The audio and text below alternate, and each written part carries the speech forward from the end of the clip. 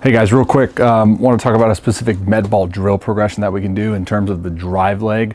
So what you see, or something that I see even with like myself and clients that I work with in regards to MedBall progressions, is their body naturally organizes to be in extremely powerful positions, especially when it comes to loading the drive leg.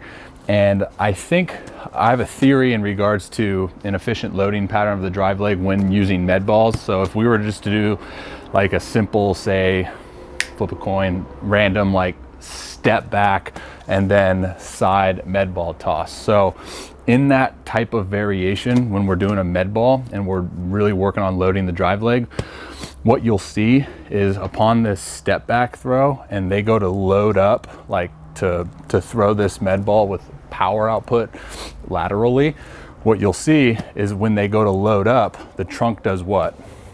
Trunk naturally counter rotates over this rear hip. And I did a couple videos on this a couple weeks back in terms of a couple movement patterns that you can do to help load up the drive leg. So you really see it within med ball progressions, especially when we're doing like any side lateral tosses like this. And you'll see the loading of that drive leg, the trunk will counter rotate over that rear hip, and you'll see that drive leg corkscrew into the ground, really stabilize this energy. And then as the trunk then starts to rotate and pull the med ball through on time within the rear hip, internally rotating. So just to give you guys something extremely simple, if you're working on drive leg loading drill progressions and throw variations, incorporate a lot of med ball work. Be intentional with what size med ball that you'll use. This is like an 8-pound. I also have a 20-pounder. It's going to vary per individual, but like I said in the beginning, a lot of times you'll need like a heavier med ball, especially med balls like this that are of wide and bulky variety. So for example, I was doing some progressions with guys with like this little 4-pound, which is fantastic to use for certain things. But even when we're trying to load up that drive leg with this one, I just don't think this is even A, big enough, and then in size, and then B, like wide enough. I just think something about that wide, heavy frame, bulkiness of that type of med ball right there, just you'll see the body organize pretty efficiently. So 2 things to take away. 1, obviously use med ball, big bulky med ball progressions to help drive leg loading. And then B, the body is extremely smart and extremely adaptable to certain input.